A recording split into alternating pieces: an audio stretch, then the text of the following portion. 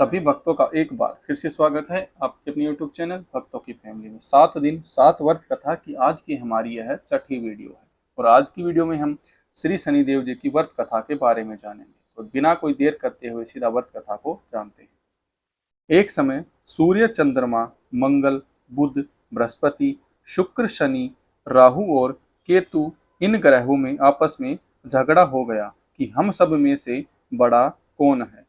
सब अपने आप को बड़ा कहते थे।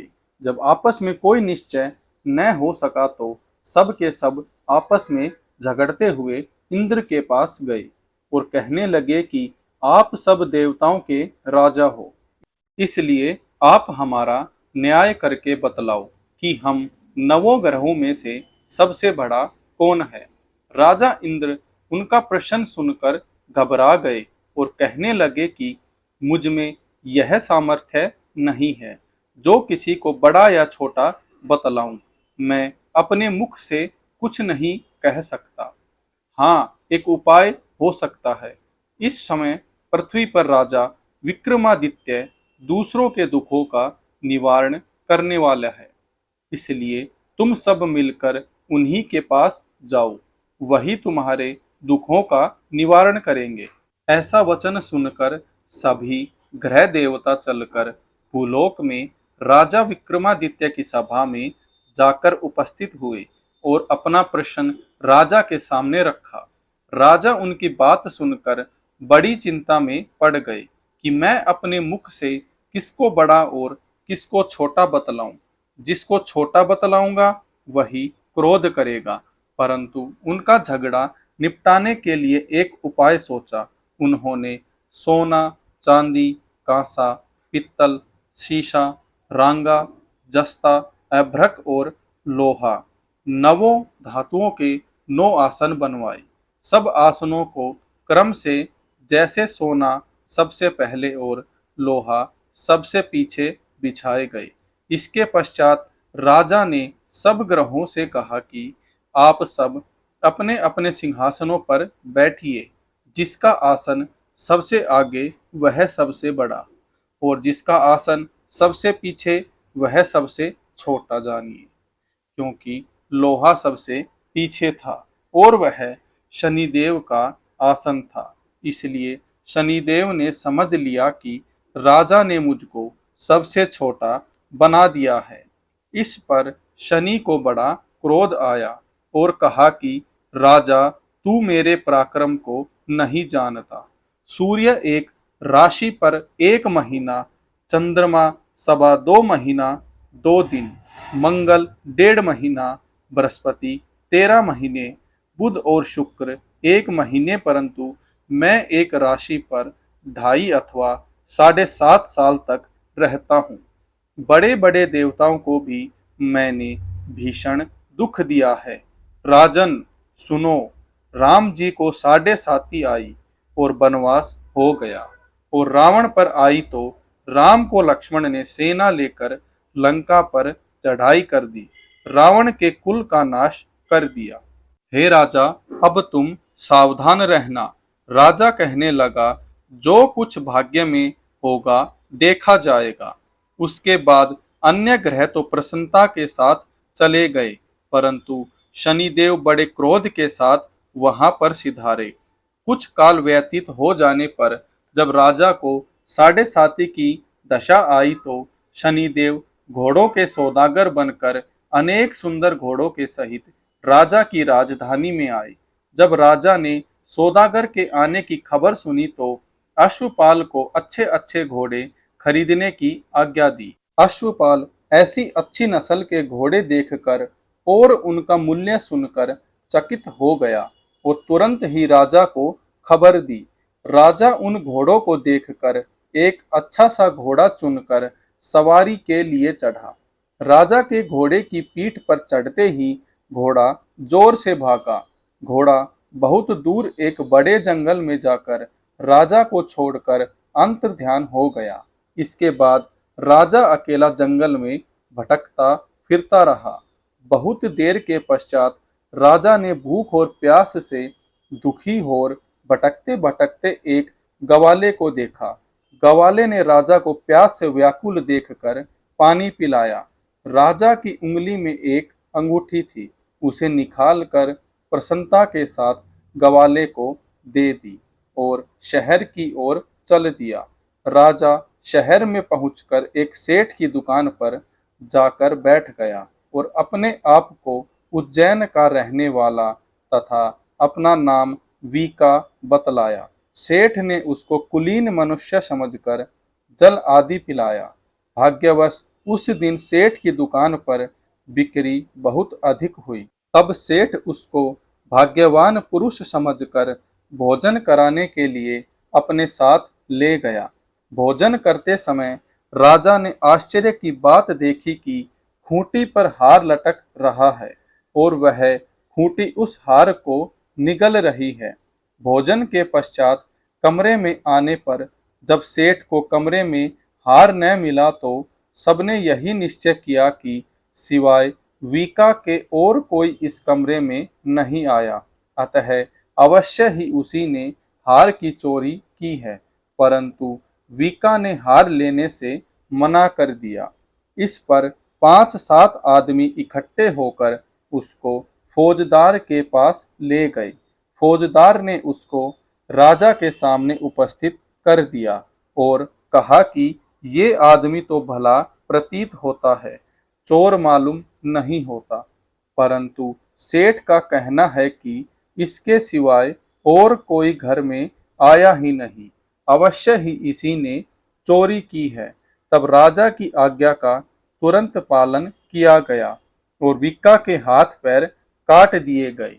इस प्रकार कुछ काल व्यतीत होने पर एक तेली उसको अपने घर ले गया और कोल्हू पर उसको बिठा दिया।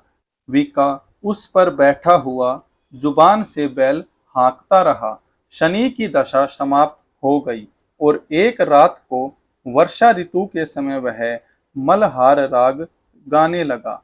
उसका गाना सुनकर उस शहर के राजा की कन्या उस राग पर मोहित हो गई और दासी को खबर लेने को भेजा कि शहर में कौन गा रहा है। दासी सारे शहर में फिरती फिरती क्या देखती है कि तेली के घर में चौरंगिया राग गा रहा है। दासी ने महल में आकर राजकुमारी को सब वृतांत सुना दिया। बस उसी क्षण राजकुमारी ने अपने मन में यह प्रण कर लिया कि चाहे कुछ भी हो, मैंने इस चौरंगिया के साथ विवाह करना है। प्रातः काल होते ही जब दासी ने राजकुमारी को जगाना चाहा तो राजकुमारी अनशन व्रत लेकर पड़ी रही। तब दासी ने रानी के पास जाकर राजकुमारी के न उठने का वृतांत कहा। रानी ने तुरंत ही वहां पर आकर राजकुमारी को जगाया और उसके दुख का कारण पूछा। तो राजकुमारी ने कहा कि माताजी, मैंने यह प्रण कर लिया है कि तेली के घर में जो चौरंगिया है उसी के साथ विवाह करूंगी। माता ने कहा, पगली, यह क्या बात कह रही है? तुझको किसी देश के राजा के साथ विवाहाया जाएगा। कन्या कहने लगी कि माताजी, मैं अपना प्रण कभी नहीं तोड़ूंगी। माता ने चिंतित होकर यह बात राजा को बताई। जब महाराज ने भी आकर यह समझाया कि मैं अभी देश देशांतर में अपने दूत भेजकर सुयोग्य, रूपवान एवं बड़े से बड़े गुणी राजकुमार के साथ तुम्हारा विवाह करूंगा, ऐसी बात तुमको कभी नहीं विचारनी चाहिए। कन्या ने कहा, पिताजी, मैं अपने प्राण त्याग दूंगी, परंतु दूसरे से विवाह नहीं करूंगी। इतना सुनकर राजा ने क्रोध से कहा, यदि तेरे भाग्य में ऐसा ही लिखा है तो जैसी तेरी इच्छा हो वैसा ही कर। राजा ने तेली को बुलाकर कहा कि तेरे घर में जो चौरंगिया है उसके साथ मैं अपनी कन्या का विवाह करना चाहता हूँ। तेली ने कहा कि यह कैसे हो सकता है? कहाँ आप हमारे राजा और कहाँ मैं एक नीच तेली। परंतु राजा ने कहा कि भाग्य में लिखे को कोई नहीं बदल सकता, अपने घर जाकर विवाह की तैयारी करो।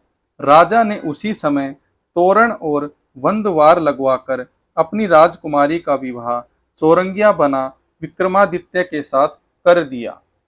रात्रि को जब विक्रमादित्य और राजकुमारी महल में सोए तो आधी रात के समय शनिदेव ने विक्रमादित्य को सुपन दिया कि राजा कहो, मुझको छोटा बतलाकर तुमने कितना दुख उठाया। राजा ने क्षमा मांगी। शनिदेव ने प्रसन्न होकर विक्रमादित्य को हाथ पैर दे दिए। तब राजा ने कहा, महाराज, मेरी प्रार्थना स्वीकार करें कि जैसा दुख आपने मुझे सौंप दिया है ऐसा और किसी को न दें।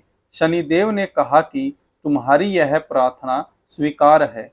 जो मनुष्य मेरी कथा सुनेगा या कहेगा उसको मेरी दशा में कभी किसी प्रकार का दुख नहीं होगा, और जो नित्य ही मेरा ध्यान करेगा या चींटियों को आटा डालेगा उसके सब मनोरथ पूर्ण होंगे। इतना कहकर शनिदेव अपने धाम को चले गए। राजकुमारी की आंख खुली और उसने राजा के हाथ पांव सही सलामत देखे तो आश्चर्य को प्राप्त हुई। उसको देखकर राजा ने अपना समस्त हाल कहा कि मैं उज्जैन का राजा विक्रमादित्य हूँ। यह बात सुनकर राजकुमारी अत्यंत प्रसन्न हुई। प्रातः काल राजकुमारी से उसकी सखियों ने पूछा तो उसने अपने पति का समस्त वृतांत कह सुनाया। तब सब ने प्रसन्नता प्रकट की और कहा कि ईश्वर ने आपकी मनोकामना पूर्ण कर दी। जब उस सेठ ने यह बात सुनी तो वह विक्रमादित्य के पास आया और राजा विक्रमादित्य के पैरों में गिरकर क्षमा मांगने लगा कि आप पर मैंने चोरी का झूठा दोष लगाया, अतः आप मुझको जो चाहे दंड दें। राजा ने कहा, मुझ पर शनिदेव का कोप था, इसी कारण यह सब दुख मुझको प्राप्त हुआ। इसमें तुम्हारा कोई दोष नहीं है। तुम अपने घर जाकर अपना कार्य करो। सेठ बोला कि मुझे तभी शांति होगी जब आप मेरे घर चलकर प्रीतिपूर्वक भोजन करोगे। राजा ने कहा कि जैसी आपकी मर्जी हो वैसा ही करें। सेठ ने अपने घर जाकर अनेक प्रकार के सुंदर भोजन बनवाए और राजा विक्रमादित्य को प्रतिभोज दिया। जिस समय विक्रमादित्य भोजन कर रहे थे, एक अत्यंत आश्चर्य की बात सबको दिखाई दी। जो खूंटी पहले हार निगल गई थी वह अब हार उगल रही है। जब भोजन समाप्त हो गया तो सेठ ने हाथ जोड़कर बहुत सी मोहरें राजा को भेंट की और कहा कि मेरे श्री कंवर नामक एक कन्या है, उसका पाणी ग्रहण आप करें। इसके बाद सेठ ने अपनी कन्या का विवाह राजा के साथ कर दिया और बहुत सा दान दहेज दिया। इस प्रकार कुछ दिनों तक वहां निवास करने के पश्चात विक्रमादित्य ने शहर के राजा से कहा कि अब मेरी उज्जैन जाने की इच्छा है। फिर कुछ दिन के बाद विदा लेकर राजकुमारी मन भावनी सेठ की कन्या श्री कंवरी तथा दोनों जगह के दहेज में प्राप्त अनेक दास दासी रथ और पालकियों सहित विक्रमादित्य उज्जैन की तरफ चले। जब शहर के निकट पहुंचे और पूर्ववासियों ने राजा के आने का संवाद सुना तो समस्त उज्जैन की प्रजा अगवानी के लिए आई। तब बड़ी प्रसन्नता से राजा अपने महल में पधारे। सारे शहर में बड़ा भारी महोत्सव मनाया गया और रात्रि को दीपमाला की गई। दूसरे दिन राजा ने शहर में यह सूचना कराई कि शनिश्चर देवता सब ग्रहों में सर्वोपरि हैं। मैंने इनको छोटा बतलाया, इसी से मुझको यह दुख प्राप्त हुआ। इसी कारण सारे शहर में सदा शनिश्चर की पूजा और कथा होने लगी। राजा और प्रजा अनेक प्रकार के सुख भोगती रही। जो कोई शनिश्चर की इस कथा को पढ़ता या सुनता है, शनिदेव की कृपा से उसके सब दुख दूर हो जाते हैं। शनिश्चर की कथा को व्रत के दिन अवश्य पढ़ना चाहिए। ओम शांति, ओम शांति, ओम शांति। तो दोस्तों आज की वीडियो में इतना ही था। दोस्तों यह वीडियो आने में इतना समय इसलिए लग गया कि दोस्तों मेरे गले में थोड़ा इन्फेक्शन हो गया था, उस कारण से मेरी आवाज़ ठीक से नहीं निकल पा रही थी। आप इस वीडियो में भी कुछ जगह पर मेरी आवाज़ को ख़राब पाएंगे। तो दोस्तों मैं आशा करता हूँ कि आपको वीडियो अच्छी लगेगी। अगर अच्छी लगे तो दोस्तों चैनल को लाइक करें और सब्सक्राइब करिए। अब जल्द हाजिर होता हूँ दोस्तों एक नई वीडियो के साथ।